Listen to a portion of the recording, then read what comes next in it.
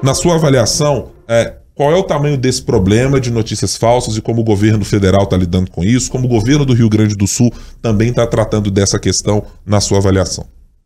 Pois é, Ibrahim, essa falta de uma legislação que justamente tipifica, que enumera, que deixa bem claro como devem ser tratadas as fake news, a republicação de fake news, a responsabilização de quem publica, de quem compartilha e também das próprias plataformas, mostra, né, no momento em que a gente fala de uma tragédia enorme, em que falta até mesmo palavras para descrever o que tem acontecido no Rio Grande do Sul, agora tem que gastar forças, né, usar energia para ficar desmentindo aí notícias falsas. Até que ponto vai o oportunismo, vamos falar assim?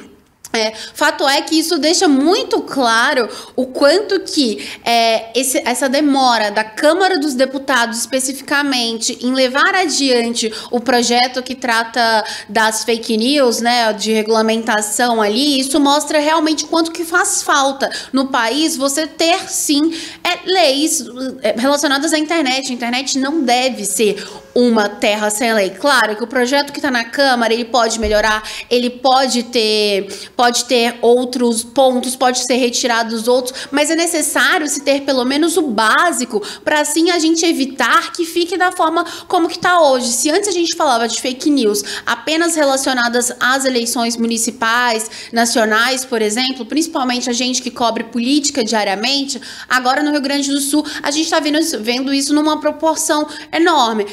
Esses exemplos que você citou, além também até mesmo de golpistas, né, mudando QR Codes, que pessoas que realmente têm doado, participado ali dessas buscas e tudo, para tentar ir em benefício próprio. Então imagina, no momento em que mais de 80% de um estado está debaixo d'água, em que não se sabe o valor que ainda vai ser necessário para reconstruir esse estado, também está sendo gasto dinheiro público e energia para combater fake news. E é necessário, sim, que essas pessoas elas sejam responsabilizadas por isso.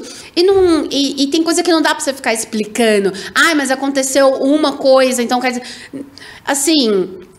Eu fico até um pouco indignada mesmo em relação a isso, porque a gente está falando de uma tragédia sem precedentes para gastar-se tempo com esse tipo de coisa, com irresponsabilidade, e não só de pessoas que publicam no WhatsApp ali, porque às vezes não checam, então estão só compartilhando, mas de políticos, de influenciadores que precisam ter uma responsabilidade naquilo que eles colocam para frente, naquilo que eles propagam, e deixar claro que se aconteceu alguma coisa específica com um caminhão, com uma coisa que seja, aquilo ali se trata de um episódio, ele foi selecionado ou não. O que tem se visto até agora é que diretores da NTT, tem o próprio governo federal, tem que ter ministro, tem aí gente da PF, tudo tendo que vir para esclarecer coisas que neste momento não deveria ser a principal preocupação, sendo que a principal preocupação deveria ser salvar vidas. Ao mesmo tempo que a gente vê um esforço, né, integrado aí entre os poderes, justamente para tentar achar uma solução, uma saída para o Rio Grande do Sul.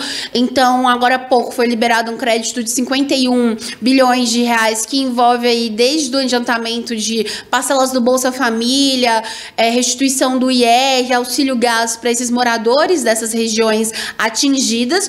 E, ao mesmo tempo, o Congresso Nacional também tem que votar aí um crédito suplementar para para poder auxiliar o Rio Grande do Sul, né? Mas eu acho que fica muito claro agora a necessidade do Congresso se posicionar em relação a essa questão das notícias falsas, né? Porque, ao mesmo tempo, o Supremo Tribunal Federal tá lá julgando a questão do Marco Civil. Dias Toffoli, que é o relator de uma das ações, o outro relator é o Luiz Fux, falou que já tá com voto pronto e que isso deve ser julgado até ali em junho. Então, essa discussão ela vai acontecer em algum momento.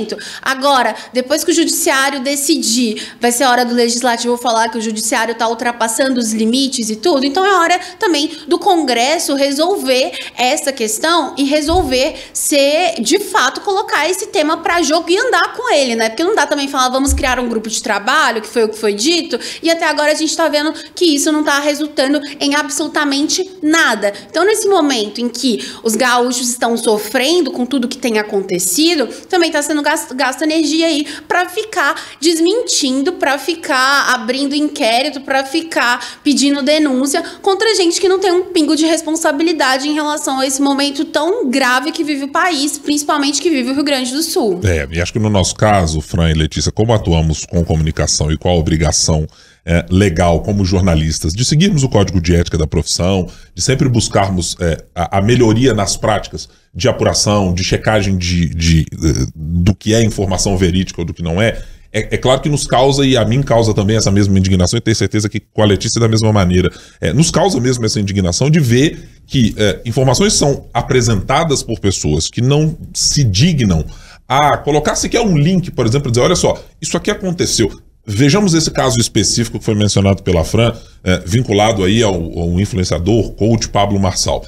Ele fez uma denúncia, segundo ele, sobre, olha, isso está acontecendo, sem ter uma imagem para mostrar o que estava dizendo. Ele tinha apenas um relato e o rosto dele dando a garantia de que, é isso que está acontecendo.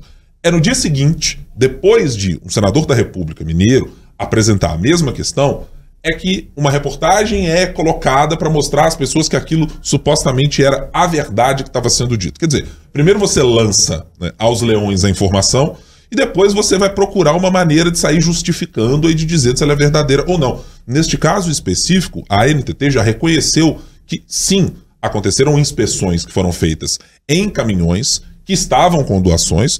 O número final apresentado pela ANTT foram de 6 veículos, mas é completamente diferente de dizer que havia naquele momento uma grande mobilização de todo o Estado, de todos os órgãos do governo federal e da Agência Nacional de Transporte Terrestre, para que todos os caminhões que passassem não chegassem ao seu destino final. Mesmo estes mencionados na denúncia hipoteticamente feita pelos influenciadores, pelo senador Cleitinho e por outros integrantes do Congresso Nacional, mesmo nessa denúncia, os caminhões chegaram ao seu destino final, né? Nós tivemos ainda que lidar com outro processo dessa natureza, dizendo que, olha, tinha uma empresa que mostrou uma imagem que caminhões dessa empresa estavam no município de Torres, em Santa Catarina, com dificuldades também para chegar.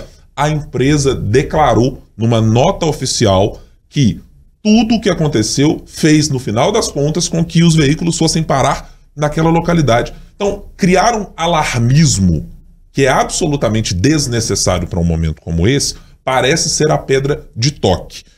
Isso tem, claro, muito a ver com a maneira como as redes sociais estão operando e como muitas dessas pessoas que estão utilizando as redes sociais neste momento para fazer esse tipo de alegação conseguem lucrar com isso. Seja do ponto de vista de engajamento, seja de visibilidade. Não sei se financeiramente também estão lucrando com isso, mas fica também muito... lucra. Né? Também, né, Fran? Acho que assim... A visibilidade, esse engajamento, isso abre muitas portas, né? Eu tô muito indignada hoje. Não, mas faz bem estar, Fran, neste caso, porque acho que é um momento absolutamente sensível. Então, eu fui buscar informações a respeito da quantidade de notícias falsas de coisas que foram colocadas, só para ter uma ideia. Eu tô aqui me fiando na agência Lupa, que faz um trabalho de checagem também, assim como nós fazemos no dia a dia, mas que, em geral, compila quantas dessas fake news foram colocadas ao ar. Só para ter uma ideia do que tratamos até agora durante essa tragédia. Disseram que o Exército enviou apenas 3 helicópteros para resgatar as vítimas das enchentes no Rio Grande do Sul. Não é verdade.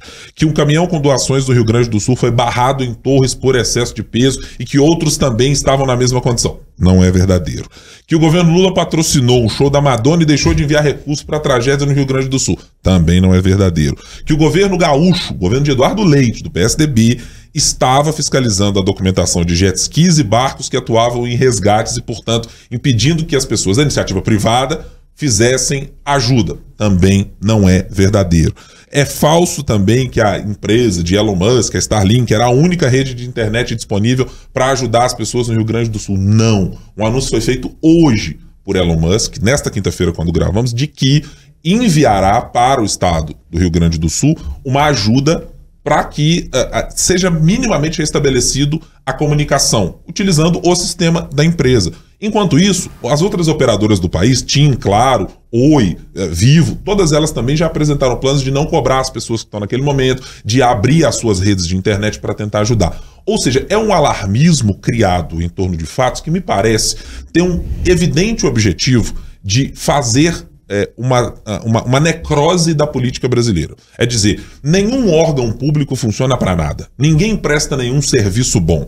Tudo que está sendo feito muitas vezes é só a iniciativa privada. É preciso louvar todos os dias as ações que a iniciativa privada tem tomado na ajuda aos cidadãos do Rio Grande do Sul. E tem feito muito. O Grupo Sada está fazendo, as empresas todas do país que têm condições estão fazendo de alguma maneira. Pode ser a doação de Pix, pode ser por envio de mantimentos, pode ser levando os seus profissionais para atuar nesses estados. Sim, a iniciativa privada está fazendo muito, mas política pública de atendimento a essas pessoas tem que ser feita de maneira coordenada. É com as defesas civis dos municípios, é com os prefeitos das cidades, é com o governador do estado, é com o ministro da pasta competente, é com o presidente da República, é com o secretariado do Rio Grande do Sul. Mesmo a iniciativa privada, que tem muita capacidade, que tem muita inteligência nesse país para fazer as coisas funcionar, deve atuar de maneira conjunta. E o que essas pessoas, esses influencers e etc., estão fazendo é algo que beira, me parece assim, vil, é triste, é trágico de imaginar que as pessoas estão usando desse tipo de artifício para criar um alarmismo que não existe. Se, repito, o episódio, por exemplo, da NTT ter olhado para os veículos e disse, olha só, aqui tem um sobrepeso, tem uma cobrança de nota fiscal. A própria NTT reconheceu, isto não é o padrão, e atualizou as suas normas.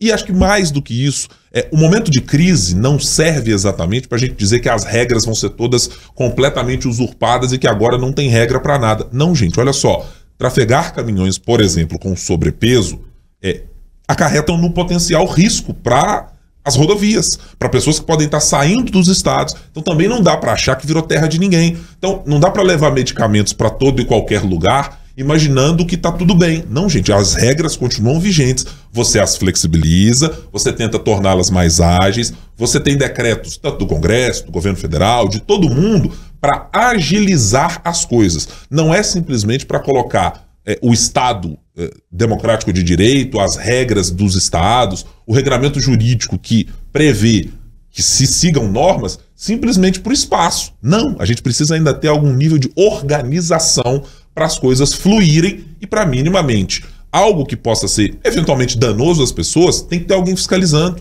tem que ter alguém colocando a mão e destinando para uma localidade que mais precisa. Do contrário, a gente pode incorrer no risco de dizer, tudo bem, Porto Alegre precisa mais do que Canelas, Porto Alegre precisa mais do que Canoas. Não, quem tem a noção disso, muitas vezes é o poder público, que sabe exatamente por informações, por conexões, o quanto isso precisa saber. Então, acho que tanto o governo federal quanto o governador Eduardo Leite têm feito um papel que me parece muito a contento das necessidades, do ponto de vista, inclusive, de transparência, com erros e com acertos de ambas as partes. Evidentemente, nem tudo que vai ser feito no momento de crise é para ser elogiado e para bater palma. Mas mesmo nesses momentos a gente precisa reconhecer, se uma falha aconteceu e ela precisa ser minimizada rapidamente, é isso que precisa acontecer. E não transformar aquilo numa terceira guerra mundial, como se estivéssemos num momento de maior crise do que já estamos.